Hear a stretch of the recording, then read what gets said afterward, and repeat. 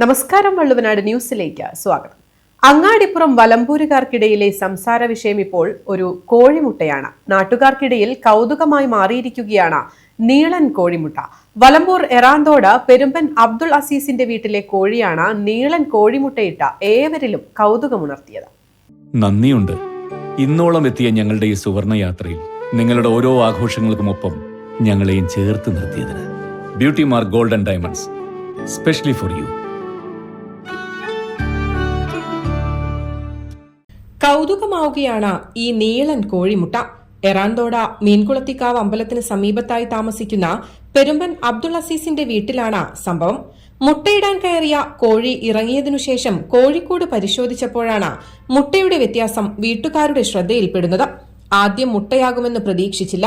പിന്നെ പുറത്തെടുത്ത് പരിശോധിച്ചപ്പോഴാണ് മുട്ടയാണെന്ന് മനസ്സിലായതെന്ന് വീട്ടുകാർ പറയുന്നു. ഒരു വശം ചെറുതായി പൊട്ടിച്ചു നോക്കിയപ്പോൾ മുട്ടയുടെ വെള്ള കണ്ടതോടെ വീട്ടുകാർ ഇത് കോഴിമുട്ട തന്നെയെന്ന് ഉറപ്പിച്ചു.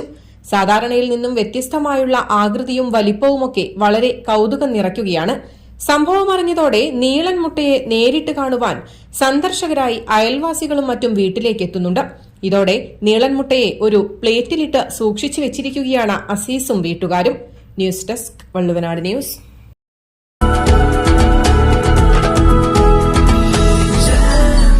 Jam June Hypermarket, exceeding expectations.